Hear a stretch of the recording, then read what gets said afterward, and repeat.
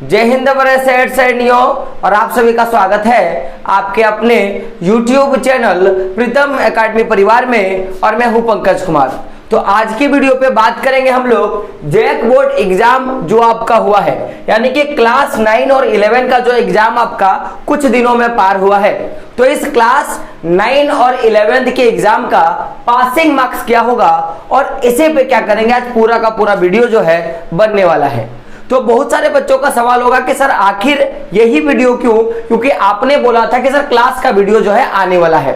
तो ये वीडियो बनाने का बस एक मकसद है मेरा कि बहुत सारे बच्चों का कमेंट आया और जेन्युइनली मेरा जो काम होता है कि आपका जो भी सवाल होता है या जो भी आपकी जरूरत की चीजें होती है वो मुझे प्रोवाइड कराना होता है। तो बेसिकली समझ लो कि अभी आपने एग्जाम दे दिया, जो भी क्लास 11 और 9 के बच्चे हैं आपने एग्जाम दे दिया, और एग्जाम देने के बाद अब आपके मन में एक ही सवाल आता होगा कि सर हम लोग फर्स्ट टर्म पास करेंगे या नहीं करेंगे, फर्स्ट टर्म हमारा क्लियर होगा या नहीं होगा, ये सवाल आपके मन में जरूर आता होगा।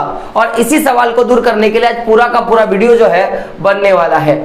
तो आखिर ये वीडियो बनाने का बस एक ही मकसद था कि बहुत सारे बच्चों का सवाल आ रहा था, ऑफलाइन बेंच के बच्चों का सवाल आ रहा था, बहुत सारे बच्चों ने कमेंट किया, यहां तक कि फेसबुक का 1-2 ग्रुप्स में मैं ऐड हूं, जैक बोर्ड के पर्पस का ग्रुप है, तो उसमें बहुत सारे बच्चों का भर भर के एक पोस्ट आ रहा था कि सर आप ये बताइए कि पासिंग मार्क्स क्या होगा, यानी कि क्लास 9 और क्लास 12 का जो एग्जाम हुआ उसका पासिंग मार्क्स क्या होगा, ये क्वेश्चन जो है आ रहा था। तो देरी नहीं करते हुए क्या करेंगे, वीडियो को शुरू करेंगे।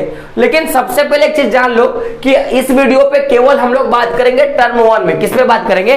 टर्म 1 के पासिंग मार्क्स का, और उसके बाद हम लोग बात करेंगे टर्म 2 को मिला के पासिंग मार्क्स का। या आप ये सोच लो कि टर्म 1 और टर्म 2 को मिला के मैं पूरा एक अच्छा सा मॉडिफाई कर दूंगा जिससे आपको कहीं से भी कोई प्रॉब्लम नहीं होने वाला है। अगर कोई बच्चा क्लास 10 में है और वो क्लास 10 और 12 के पासिंग मार्क्स के रिगार्डिंग वीडियो देखना चाहता है तो उसका भी वीडियो मैंने पहले ही बना के रखा है, आप जाके देख सकते हो। तो सबसे पहले समझिएगा कि आप देखो जेन्युइनली क्या होता है कि हमें मेनली 5 सब्जेक्ट का, मैं कितना बात कर रहा हूं, 5 सब्जेक्ट का में एग्जाम देना होता है।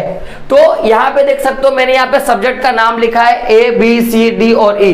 मैं यहां पे हिंदी लिख सकता हूं, यहां पे मैं इंग्लिश लिख सकता हूं, मैं यहां पे ज्योग्राफी, जो भी कुछ होगा। लेकिन मैंने 5 जो सब्जेक्ट मेनली सबके होते हैं, अगर मैं एक्स्ट्रा सब्जेक्ट को छोड़ दूं, क्योंकि एक्स्ट्रा सब्जेक्ट ऐसे भी आपका फेल और पास के कंडीशन में ऐड होता है। जैसे कि मान लो कि आपके 5 पेपर का आपका मुख्य रूप से एग्जाम देना होता है और 5 में से क्या होता है कि किसी एक में आप फेल हो जाते हो, तो उस समय क्या होता है कि आपका जो एक्स्ट्रा सब्जेक्ट होता है वो जुड़ के और आपको पास करा देता है। ये एक कैटेगरी रहता है जो कि आप लोग आज लगभग हजारों वर्षों से चलते आ रहा है जैक बोर्ड में। तो मेरा बोलने का मतलब है कि मुख्य रूप से 5 सब्जेक्ट में क्या करना होता है कि आपको परीक्षा में पास करना ही होता है। ये आज से पहले की बात थी। लेकिन इस बार जो टर्म 1 का परीक्षा आपका हुआ है, तो जब टर्म 1 के परीक्षा का नोटिस निकला कि एग्जाम होने वाला है, तो नोटिस में एक वर्ड साफ साफ लिख दिया गया कि आपको मुख्य रूप से क्या करना है कि 4 सब्जेक्ट में पास होना है। क्या बोला गया कि 4 सब्जेक्ट में पास होना है, यानी कि मुख्य रूप से एक सब्जेक्ट को माइनस कर दिया जाए तो 4 सब्जेक्ट में आपको क्या करना है मेरे दोस्तों, आपको पास करना होगा। 4 सब्जेक्ट में क्या करना पड़ेगा, आपको पास करना होगा। यानी कि अगर आप 4 सब्जेक्ट में पास हो जाते हो तो आप क्लास 11 का, क्लास 9 का टर्म 1 जो है उसको क्वालिफाई कर देते हो। और आप क्लास टर्म 1 जब क्वालिफाई करते हो तो आपके मन में एक सेटिस्फेक्शन होता है कि मैंने फतेह हासिल कर लिया। अब हमारा काम क्या है कि अगला जो हमारा मंजिल है उसका भी क्या करना है, फतेह हासिल करना है। तो समझिएगा, ये तो बात था कि 4 सब्जेक्ट में आपको पास करना होगा। आपने 5 सब्जेक्ट का परीक्षा दिया, जिसमें से एक जो कैटेगरिया था, जिसमें से एक जो इंपॉर्टेंट था आपका VBI क्या था कि आपको 4 सब्जेक्ट में, मैं क्या बोलूंगा, 4 सब्जेक्ट में आपको क्या करना है, पास होना है। 4 विषय में आपको क्या करना है, पास होना है। ये क्या था, आपका अनिवार्य था। याद रखिएगा, ये आपका अनिवार्य था। तो भाई आखिर 4 विषय में हम लोग कितने नंबर लाएंगे कि पास होंगे, मैं इस पे डिस्कशन करूंगा सबसे पहले। लेकिन उससे पहले समझ लो कि आपको एक चीज पता होगा, आपको एक चीज पता होगा कि कुल मिला के अगर देखा जाए तो आप 500 नंबर का, मैं कितना बोलूंगा, 500 नंबर का आप क्या करते हो, परीक्षा देते हो।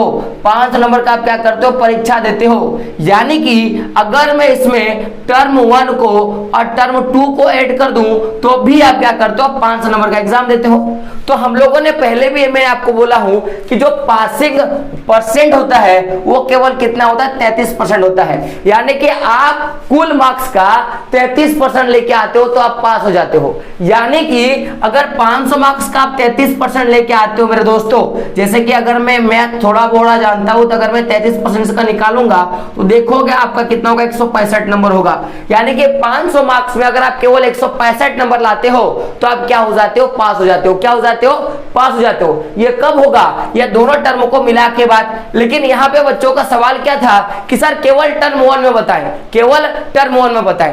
तो देखो जिस तरह से ये 500 मार्क्स का सब्जेक्ट आपका लिया गया कि 500 मार्क्स का आपका टर्म 1 टर्म 2 मिला के होता, लेकिन अभी आपका कितने टर्म का एग्जाम हुआ, तो अभी आपका एक टर्म का एग्जाम हुआ। यानी कि केवल आपने क्या किया कि 250 मार्क्स का, कितना, 250 मार्क्स का ही आपने एग्जाम दिया। और 250 मार्क्स अगर आप 33% निकालोगे तो जितना नंबर आएगा मेरे दोस्तों उतना नंबर में क्या करना है, आपको पास होना है। कितना में पास होना है, केवल 250 नंबर में क्या करना है, आपको पास होना है। यानी कि 250 नंबर का क्या करना है, केवल आपको 33% नंबर लाना है और आप क्या हो जाओगे, पास हो जाओगे। तो हम लोग सारे के सारे कंक्लूजन को करेंगे कि क्या नंबर है। लेकिन उससे पहले आप देख सकते हो मैंने जो लिखा है यहाँ पे कि कुल मिला के आपके 5 सब्जेक्ट होते हैं और 5 सब्जेक्ट में आपको पास होना होता है, ऐसे आगे था। लेकिन अभी के टाइम में आपको केवल 4 सब्जेक्ट में क्या होना होता है, पास होना होता है। तो अगर आप देखोगे ध्यान से तो आपके हर एक सब्जेक्ट में आपका थ्योरी भी था, साथ में आपका क्या था, आपका इंटरनल असेसमेंट था और आपका प्रैक्टिकल नंबर जो था दोनों का दोनों इंक्लूड था। यानी कि केवल मैं टर्म 1 का मैं बात करूं तो आपने कोई भी एक ए नाम का, जैसे कि मैंने यहाँ पे प्रॉपर नहीं लिखा क्योंकि देखो अगर मैं केवल क्लास 9 का बात करूं तो आप देख सकते हो हिंदी हो गया, इंग्लिश हो गया, मैथ हो गया, एसएसटी हो गया और आपका संस्कृत हो गया, या आप साइंस हो गया, 5 मिनट ले सकते हो। लेकिन जब मैं आर्ट्स का बात करूंगा, क्लास 11 का आर्ट्स का तो अलग बात हो जाएगा, अकाउंट्स के लिए अलग बात हो जाएगा, यानी कि कॉमर्स के लिए अलग बात हो जाएगा, साइंस के लिए अलग बात हो जाएगा। तो जनरली 5 सब्जेक्ट का परीक्षा आपने दिया है तो मैंने केवल 5 ही मैंने यहाँ पे ABCDE करके लिख दिया जिससे आपको किसी तरह का कोई प्रॉब्लम ना हो। तो आपको क्या करना है, केवल 4 सब्जेक्ट में आपको पास करना है। लेकिन देखिएगा कि आपने क्या किया कि आपने कोई भी एक जो पहला आपने पेपर दिया होगा उसमें आपने थ्योरी पे 40 नंबर का आपने एग्जाम दिया होगा। कितना, थ्योरी पे 40 नंबर का आपने एग्जाम दिया होगा और उसी पेपर का आपको 10 नंबर जो होगा वो या तो इंटरनल असेसमेंट का या प्रैक्टिकल नंबर जो है मिलेगा, वो फुल मार्क्स होता है। उसी तरह आपने जो दूसरा पेपर दिया उसमें सेम हाल था, यानी कि 40 नंबर का थ्योरी और 10 नंबर का क्या था, प्रैक्टिकल, और फिर 40 नंबर का थ्योरी और 10 नंबर का प्रैक्टिकल। ऐसे करके आपने सभी सब्जेक्टों का क्या किया था, थ्योरी और प्रैक्टिकल दिया था। अगर मैं कुल मिला के देखूं तो आपने 200 नंबर का, कितना, 200 नंबर का आपने थ्योरी वहां पे OMR सीट पे अपने आपको धब्बा देके यानी कि घेर के लाए होंगे और आपने 50 नंबर जो है वो आपको स्कूल से मिलने वाला है। कितना मिलने वाला है, स्कूल से मिलने वाला है। तो अगर आप देखोगे तो अगर टर्म 1 और टर्म 2 दोनों को मिला लिया जाए मेरे दोस्तों तो एक सब्जेक्ट में, किसका बात करूंगा, एक सब्जेक्ट में आप देखोगे तो आपको 100 नंबर का आपको एग्जाम देना है। यानी कि 40 नंबर का टर्म 1 में थ्योरी, यानी कि 40 नंबर का टर्म 1 में थ्योरी और 40 नंबर का टर्म 2 में थ्योरी, यानी कि कुल मिला के देखोगे तो 80 नंबर का थ्योरी और 10 नंबर का टर्म 1 में आपका इंटरनल असेसमेंट या प्रैक्टिकल और टर्म 2 में 10 नंबर का 20 नंबर का, कुल मिला के देखो तो 100 नंबर का। पासिंग मार्क्स कितना है, परसेंटेज 33%। तो 100 का अगर आप 33% निकालोगे तो मार्क्स कितना निकल गया आपका, 33 मार्क्स। यानी कि 100 में अगर आप 33 मार्क्स लाते हो तो आप क्या हो जाते हो, पास हो जाते हो। 100 में कितना लाना होता है, 33 मार्क्स। उसी तरह क्या होता है कि आपको क्या करना है, केवल एक सब्जेक्ट में आपको 33% लानी है और आप पास हो जाओगे टर्म 1 में। केवल आपको कितनी लानी है, 33% लानी है और आप क्या हो जाओगे, पास हो जाओगे। यानी कि मेरा बोलने का मकसद क्या है, आप उसको गौर से सुनना। इतना जो मैंने झमेला किया बस एक झमेले के लिए किया जिससे आपका सारा का सारा डाउट क्या हो जाए, क्लियर हो जाए। ध्यान से सुनिएगा कि मैंने क्या बोला कि अगर आप 100 मार्क्स का एग्जाम देते हो तो उसका केवल आपको 33% नंबर लाना होता है और आप क्या हो जाते हो मेरे दोस्तों, पास हो जाते हो। क्या हो जाते हो, पास हो जाते हो। यानी कि जो भी नंबर था, जो भी जितना भी अपने नंबर का एग्जाम दिया उसका आपको 33% ही लाना है। तो आपने यहाँ पे देखोगे तो 40 नंबर का थ्योरी और कितना था 10 नंबर का प्रैक्टिकल, कुल मिला के देखोगे तो आपने 50 नंबर का एग्जाम जो है सेंटर में जाके दिया है केवल एक सब्जेक्ट का। यानी आप देखोगे तो 100 नंबर का आपने 33 नंबर, यानी कि आपको 100 नंबर का अगर एग्जाम होता है तो आपको 33% नंबर लाना होता है मेरे बबुआ। तो यानी कि आप देखोगे तो यहाँ पे आपको 50 नंबर का ही आपका एग्जाम हुआ और 50 नंबर का क्या करोगे आप 33% नंबर लाओगे तो आप क्या हो जाते हो मेरे बबुआ, आप पास हो जाते हो। तो यहां से यहां अगर जाएगा तो 165 और यहाँ पे एक जीरो था तो यहाँ पे क्या हो जाएगा पॉइंट, यानी कि केवल 16.5 नंबर आप लाते हो। यानी कि इस 33 मार्क्स का आप आधा नंबर लाते हो जो 16.5 होता है। तो आप क्या होते हो, हर एक सब्जेक्ट में पास हो जाते हो मेरे बबुआ, क्या हो जाते हो, हर एक सब्जेक्ट में पास हो जाते हो। यानी कि टर्म 1 में केवल एक विषय में पास होने के लिए आपको 16.5 नंबर की जरूरत होता है, या मैं यूं कहूं आप 17 नंबर लाते हो तो पास हो जाते हो, केवल 17 नंबर लाते हो तो पास हो जाते हो। अब बहुत सारे बच्चों का सवाल होगा क्या सर ये जो 16.5 नंबर जो है वो केवल क्या थ्योरी से या प्रैक्टिकल को मिला के? तो ध्यान से सुनिएगा, जैसे 100 मार्क्स का और वो 100 मार्क्स कितना था 40 टर्म 1 से, 40 टर्म 2 से, 10 टर्म 1 के असेसमेंट या प्रैक्टिकल से और 10 किससे था टर्म 2 के प्रैक्टिकल और असेसमेंट से। तो कुल मिला के 100 नंबर था ना बबुआ, और इसी 100 का आपने 33% लाया जो कि 165 के बराबर था, या क्या कितना का बराबर था 33 नंबर के बराबर था। और 33 नंबर क्या था हमारा फाइनल पूरा पासिंग मार्क्स था, किसमें 100 नंबर में 33 नंबर लाना होता था। उसी तरह 50 नंबर में केवल आपको 16.5 नंबर लाना है और आप क्या हो जाओगे, पास हो जाओगे। तो ये तो केवल एक सब्जेक्ट में था 16.5 नंबर।